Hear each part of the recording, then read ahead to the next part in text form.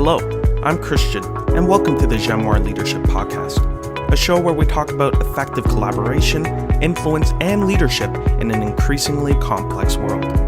My interview partner is Dr. Dirk Schlimm. Dirk is an international leadership expert and the author of Influencing Powerful People. The purpose of this podcast is to share ideas and stimulate discussion, and it does not constitute professional advice of any kind. If such advice is needed, the services of a competent professional should be sought. The speakers, host, and Jamoir International Incorporated are not to be held responsible for any use, misuse, or reuse of the content. Enjoy the show.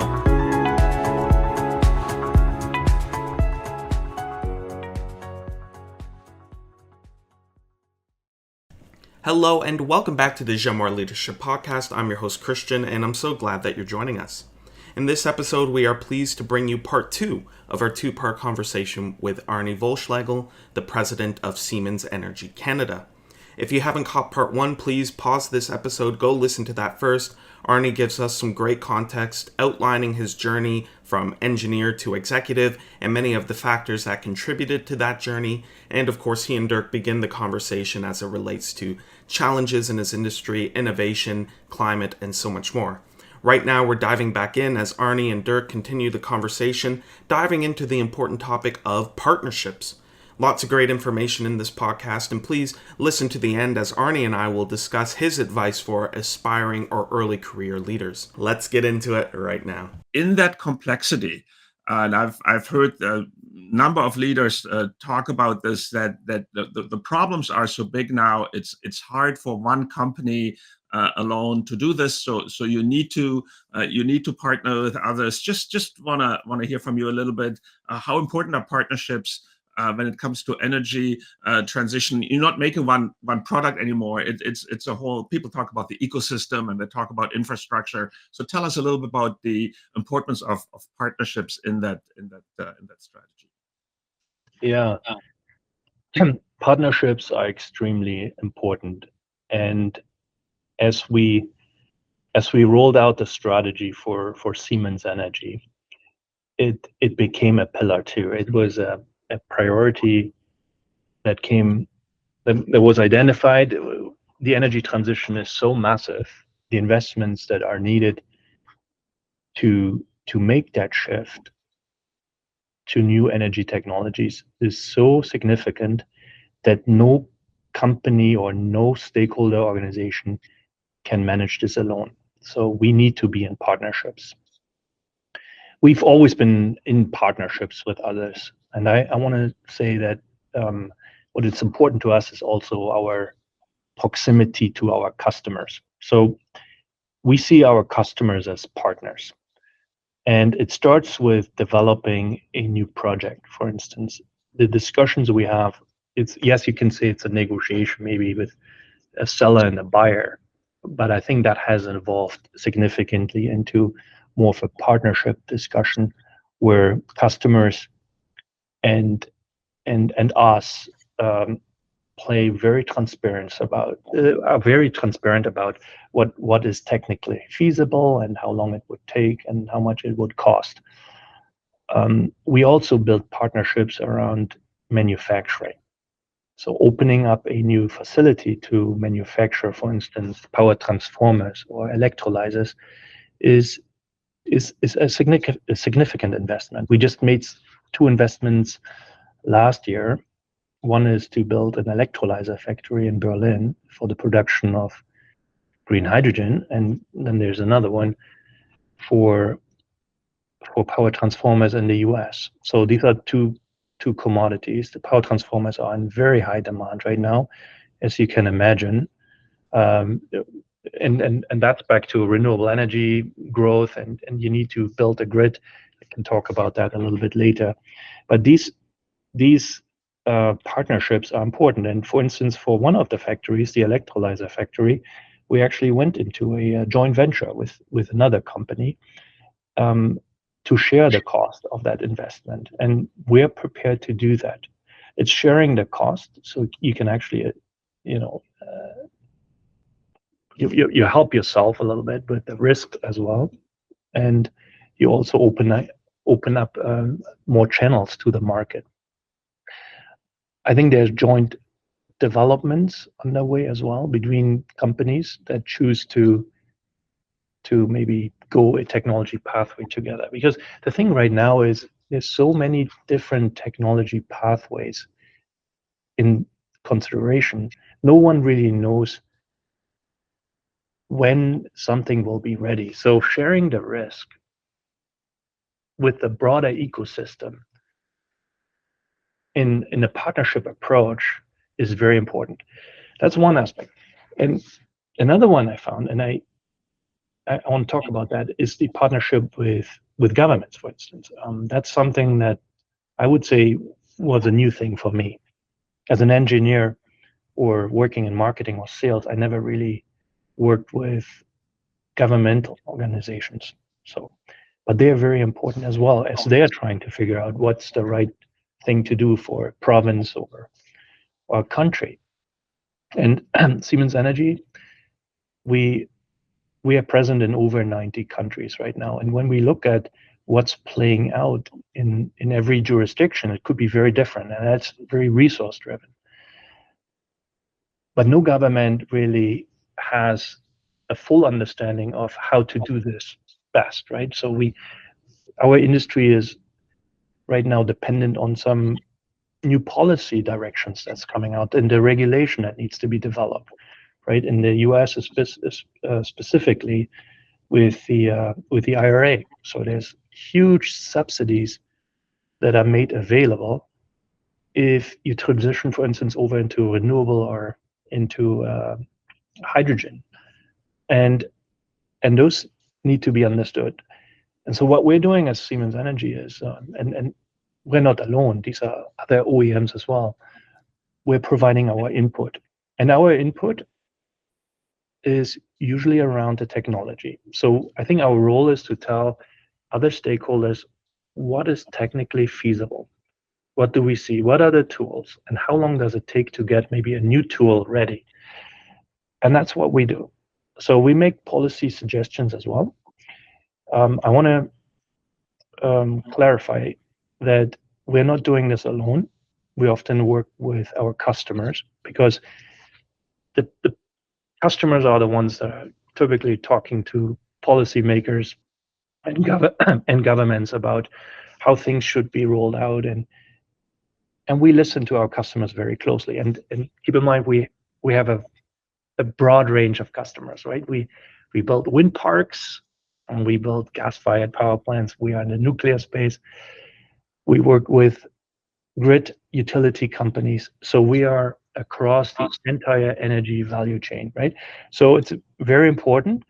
And but we're taking a pragmatic approach from the technical, with the technical perspective in mind. Yeah, I mean that's interesting, and the different facets of partnerships and the different kind of people you meet and their backgrounds. And maybe I'm going to go back a little bit to when you started us off, and you told us how you were traveling the world, and all of a sudden you're in Berlin one day, and in Brazil the next, and so you have that really international experience. So I just want to maybe ask here my last question, then I give it back to Christian. How do you see leadership in that global context? If we're now looking your international experience, significant international experience, dealing with all kinds of different people in different contexts, and so the culture maybe geographically where people are coming from, but it could also be saying there's engineers, there's commercial people, there's government people. Maybe you have environmental activists play a role in your business. I don't know, but how do you really think about leadership in a global context, specifically since you had that experience of discovering the world in a very short time when you were telling us about that earlier? Yeah, happy to share my perspective on that as well. I mean, the traveling around the globe helped me. I mean, clearly learning from different cultures, meeting people from all over the world is something that broadens your horizon, your perspective, and it is a good a good quality, or let's say a good experience as you go into leadership positions. And now you have to also lead very diverse teams. When I came to Canada in 2015, I was so happy when I walked into the building and I see people with very diverse backgrounds. It's like you're working into a building that is the United Nations, right? So, and that's also a part that I always loved about Canada, like just landing at the airport in Toronto, arriving there and walking out, and you couldn't tell what country you were in because you can see people from all kinds of backgrounds, and that's something that really motivated me, and that's why I feel like Canada is my my home. But you said something there. When you lead a team that is very diverse, right? You automatically focus on making sure it's an inclusive team, right? So it's I asked my team also what we want and what they, you know, what they see around, or what's important, and diversity and inclusion is a priority for us in in Canada and our team, right? And I think that's very important. We're trying to highlight it, and I can talk more about this because I think the D&I team kickstarts a lot of our ideas. Like, for instance, the priority to work with Indigenous communities here in Canada is one that was actually led by our employees, by our D&I team. And of course, now when you have a management team that is very understanding, has also inclusive priorities, then you start really making some changes. And that's what we did, right? So we, as a management team, you have a greater openness to that. And I think that comes from having had the experience around the globe. You talked about meeting different stakeholders as well, like, and different types of groups, right? There's, of course, you have the investor that wants something. You've got your customers. You've very, different groups of customers, whether it's renewable, conventional, utility companies. They all have a different need, a different perspective. But you also have your very diverse employee team, right? And one point I can say as well, what helped me is we had some company mergers, right? So Siemens Energy over time had some corporate changes, right? So for me, it started in 1997 is when Siemens and Westinghouse merged. So that is two big companies, right? So I started with Siemens AG in 2000, so a little bit later, but I moved to the United States in 2002 and actually ended up living in the States for what, 13 years. But I moved from a German engineering company and experienced now what an American engineering company, Westinghouse, what that culture looks like. And that was a very interesting experience for me as well. I didn't get to it early on in the podcast, but that also helped change my perspective, right? So I knew the German way. Now I learned the American way, right? So and that's a very different approach. And then I moved to Canada. So having been in different places, worked in different cultures, gives you an ability to also work with those teams. You know their background, you know where they're coming from, you know the culture, and it's easier to interface with them if you have lived or spent time with these groups. So, and I think that is also very important, and helped shape who I am. Yeah, Arne, that's interesting. And we did have a few episodes ago. We did have Bernd Christmas on our show here, and Bernd is an expert in negotiating indigenous and non-indigenous partnerships. So it's interesting you were mentioning that. Boy, Arne, the problem is we'll have to have you back, right? We have so many topics where we're just starting to scratch the surface here. But at this point, I want to hand it back to Christian, because we do want to have that advice for emerging leaders, and I don't want to shortchange that. So I'll hand it back to Christian for some questions. But there's other stuff, Arne, we have to talk about another time. So I'm heading it back to Christian here. Yeah, no, thank you, Dirk, and I definitely agree. This is just looking at my notes. We have several topics at least that require episodes on their own. So we'll definitely have to come back. But I'm glad. Yes, we never want to shortchange the advice, especially Arne. You've given so many different pieces that I think we could just take the time now to phrase it as advice for people early in their career or aspiring leaders. So I'll just ask 3 questions, all on themes that we've already discussed throughout the episode, but now just focusing on what can we give those aspiring leaders. So first of all, just thinking about the sector, for those looking to develop a career in energy, particularly renewable energies, we talked about sustainability and related topics being a highlight. What skills or experiences would you recommend they focus on? You shared a bit about your journey and all the different things that that fed into that and brought you to where you are, but perhaps thinking about your experience, what you received in your journey, or maybe things that you wish you received, what would you recommend those early career leaders or aspiring leaders do if they want to get into the energy sector? Yeah, so the energy space is very interesting right now and very exciting. And I think for the next foreseeable future, I want to say for the next few decades, it's going to be very exciting. So I would encourage young listeners or people that are early on in their career or maybe even mid-career, right, to really consider the energy industry as a pathway. There's so much to happen. I talked a little bit about the investments already. The challenges that need to be solved, they are not simple, but they require a lot of attention. So, and I believe there are careers and careers to be had in energy. So I look at our company too, and who works for us. And when I look at our employees, I'm always very proud to talk about how low our attrition is, right? So it's people, we have people that stay with us for decades. In fact, actually, we just celebrated one individual that had his 50 years work anniversary, which is remarkable, right? That's something we don't see very often. But many people stay with the company and with energy. And also when I look around my customer base, I have lots of connections, my network. It's actually a small world. By now I know many of the players, and it's so nice to see them.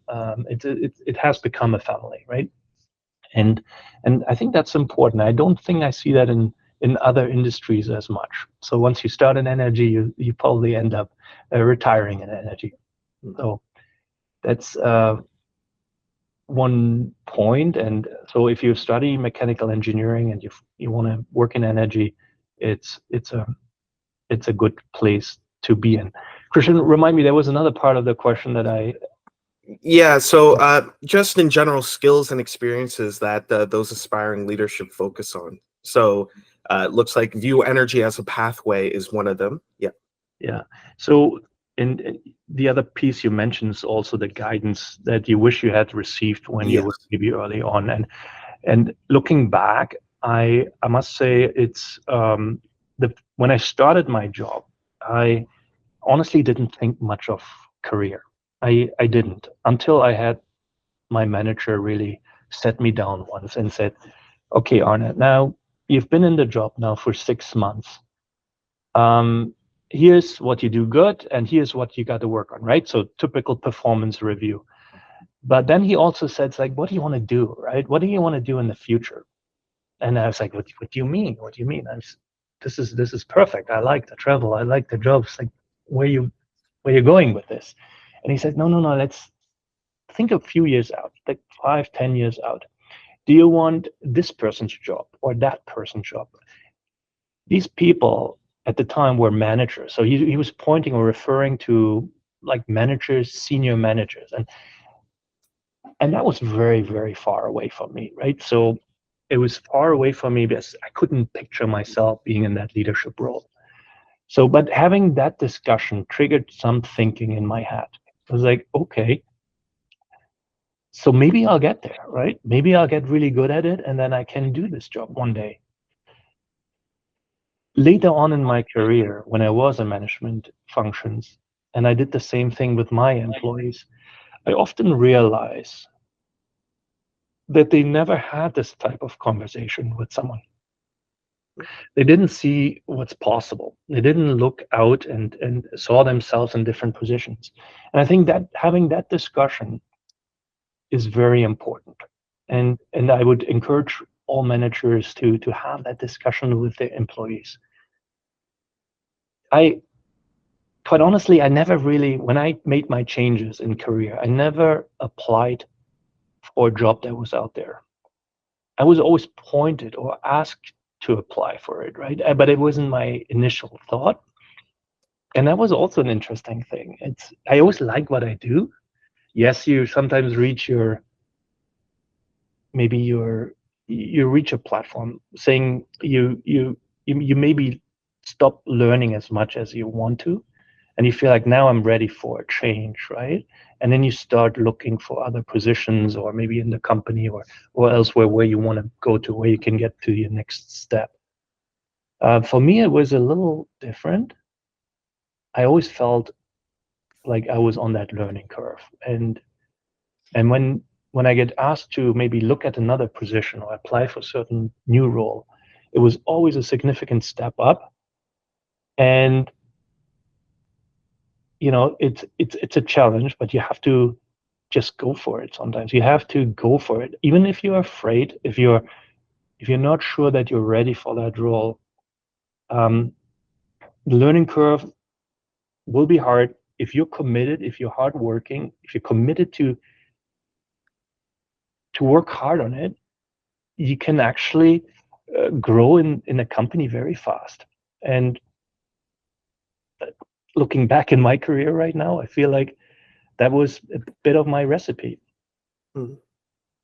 Yeah, no, that's wonderful, Arne. That really gives a lot of advice, I think, to people who are looking to advance their careers. And just highlighting one of those points, just the role a mentor could play, and then in turn, when you reach that position, being a mentor, that really feeds into, I think, a healthy business culture that sees people looking out for one another, but also encouraging people to take those steps and big steps and pointing people to consider what's possible. I think that's really valuable and something people perhaps need to hear. And maybe now our listeners, if they're in those early career stages, can take your advice as a challenge to them to be thinking about those things, or looking for a mentor in their context who can provide that help. And it might be a matter of asking for it. But just building on that, thinking about perhaps people in those early stages of leadership or management, or just young professionals in general, what advice might you give about handling complexities of roles that require, and we talked about this before with Dirk, balancing multiple stakeholder interests? That seems to be a big part of your story. So what advice could you give to those people in that position, perhaps earlier in their careers? Yeah. The being open-minded, right, is a big piece here as well. I'm often described as very diplomatic. Like my friends tell me, "Oh, Arne, I've never seen a person that is so diplomatic," right? And it's maybe also, we all have different personality types, and I'm not a big fan of conflict. I know sometimes conflict, or is constructive as well, but I like to listen to the different perspectives and understand it.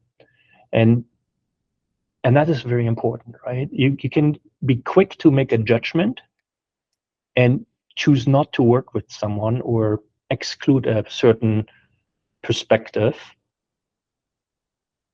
and go your pathway, or you can be more inclusive, open-minded, listen to the different perspective, and also go a path. I would say the second approach gives you a more complete assessment, and you also manage a broader, or you maintain a broader relationship network that way. So I think that's important to do. Maybe one thing I learned also, and this is really when I took my last role, as when I first became the country lead. You know how it is. You're in mid management, and now all of a sudden someone says, "No, you're going to be responsible for this company, right? You're going to be at the helm here for Siemens Energy in Canada." I had to really rethink. I mean, I had to pinch myself first. Like, is this really happening? But I had to rethink. And one advice I can give to others that are in this situation is also to get coaching advice. I got a coach, and that was extremely helpful. I mean, just working with people that have guided other people in that role, you can gain a lot of help from. It's just having someone that you can bounce off ideas and openly describe how you feel, what your strengths and weaknesses are, and how you describe maybe a business problem or an own issue. Getting that guidance, getting some professional coaching advice was extremely helpful, and that also helped me open up my mind and being like in my approach with different stakeholders and how to solve a problem. There's so many advice you can get from a coach that are extremely important. So I would advise that to our listeners as well that are in a similar situation. That again is super helpful, and I think that's something that people would appreciate hearing, that it's not only okay, but it's actually encouraged to get someone you could just bounce ideas off of. I think that's something that relates to themes we talk about on the podcast in terms of working out your ideas, preparation, and just being aware of situations, how a coach might play a foundational role in that, or just someone who can fill that role in your career. So that's very, I think, very helpful advice for people. And maybe just bringing together some of the things we've talked about throughout our discussion. People skills is definitely a big part of being a lead, going from team lead to country lead, even. I'm sure various teams, various situations, encountering different people with different skill sets. But I think also talking about the complexities and challenges of the industry. Maybe a final question we would have is, what strategies have you developed or embraced that help you motivate teams or bring teams together as you're seeking to accomplish projects or achieve goals? What could you say to on the channel? We talked about energizing leadership, but motivation more general. How do you get teams going and keep teams going? What strategies might you point to? Yeah, I mean, this is something I also learned early on in my journey. I mentioned I started my last job here really with a crisis when COVID started in 2020. And that was a huge challenge. Not only did I have this new role, but I had to also now motivate a team that is all of a sudden very uncertain about the future, right? So everyone had to, as we know, we got the lockdown and people started working from home, and we had to learn to do our work very differently. And that was a crisis that we started with. And how did we fix that, or how do we guide through this? Actually, was an important learning for me as well. And I think this still applies today. And one of the things is and I think you talked to someone in an earlier podcast about that as well. And I remember leading with authenticity and being authentic, right? Right. And transparent also about your own about yourself. Like I was very transparent with my team on how I feel about this whole thing, and I think that opened it up. There was a little that created a situation or a culture of transparencies and safety, right? People felt like they could be safe, and they could speak up. They could, every opinion, every thought, every idea matters and is worth hearing, right? And that's what we did. And we became a very strong team. Now, when you imagine this is all a new company, a crisis started, a new leader, so a lot of things had to be figured out, and building that trust really quickly with the team helped with the motivation, right?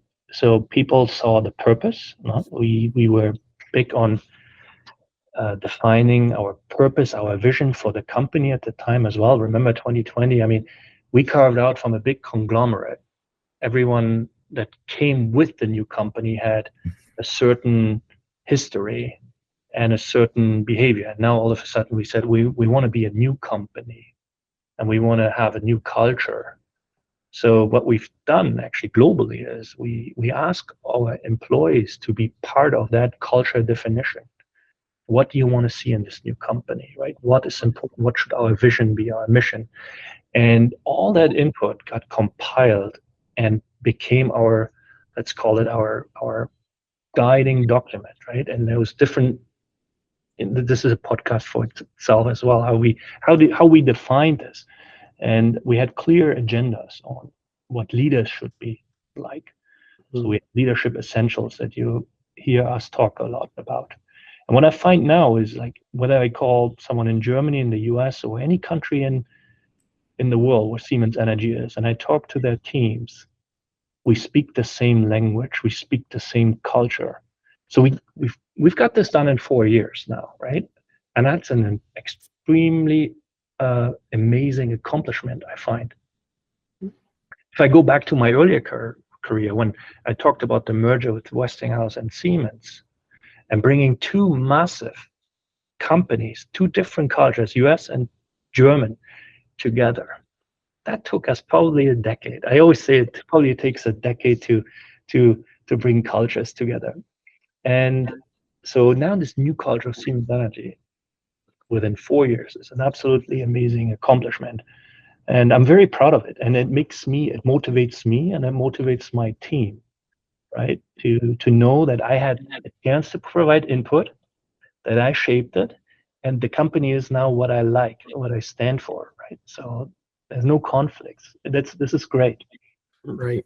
No, that is, again, wonderful. And I think that hits on so many points, starting from authenticity and building trust, but then also thinking about culture and perhaps ownership and responsibility that people are able to take on when there's a vision that they are buying into and helping craft and helping promote within the company. So that brings together so many things. And we can not only say these things should be motivating, but they are, because you went through a crisis in 2020 and came out on the other end. So these things are tried and practiced, and I think people should take that seriously. So Arne, thank you so much for sharing that advice. I think it should be well received. It's certainly well received by me, and I'm sure Dirk. So unfortunately, though, this is the part of the show where I have to say we'll have to do it again. But for now, we've asked you so many questions and taken up so much of your time. So the last thing I have to say, unless Dirk, do you have anything? I thought it was great, and Okay. you get the last word here. Wonderful. And my last word, Arne, is thank you so much for sharing everything you shared from your journey, the challenges, and the advice. That was a wonderful time. Thank you so much. No, thank you. It was really fun. Wonderful. All right, and another big thank you to Arne for joining us on the podcast today. I know that Dirk and I really appreciated him making the time to join us and share so much of his wisdom and experience and, of course, practical application with us today. We hope that you, the listener, enjoyed this deep dive into engineering and executive roles, of course, with a mind for the experience that comes along the way through various challenges. So that's all we have for you right now. Again, hope you enjoy. If you have any questions, any comments, any feedback at all, please look down in the description box. You can find our email there. We would love to hear from you. But that's all we have for today. So we hope that you enjoyed and that you'll join us again next time on the Jamar Leadership Podcast, as we will be bringing you another guest interview series. But until then, take care.